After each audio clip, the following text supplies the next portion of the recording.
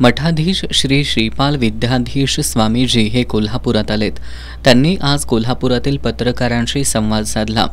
त्यांनी येत्या ऑक्टोबर महिन्यात 550व्या वर्षात पदार्पण करणाऱ्या या मठाच्या वतीनं ज्येष्ठ गुरूंच्या इच्छेनुसार कोल्हापूरच्या पंचक्रोशीत लवकरच मठ, मंदिर, बालसंस्कार शिक्षण सुरू करण्याचा संकल्प केला असल्याचं सांगितलं। या संकल्पाची परिपूर्ती अग्रक्रमानं करण्यासाठी कोल्हापूर पंचक्रोशीसह गोवा, कारवार, बेळगाव, मंगळूर, उडुपी, सांगली, सातारा, रत्नागिरी, सिंधुदुर्ग इथले भाविक सहकुटुंब आपले तन मन धनपूर्वक योगदान देतील असा विश्वासही त्यांनी व्यक्त केला।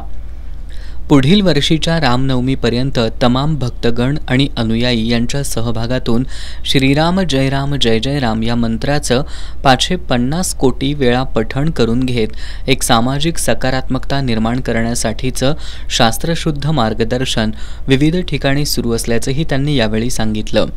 पुढील काळात विविध कार्यासाठी आपण कोल्हापूरची आदिशक्ती अंबाबाई देवीचा वास असलेल्या भूमीत नक्की येऊ असंही त्यांनी सांगितलं। यावेळी विविध क्षेत्रातील मान्यवर आणि भाविक उपस्थित होते।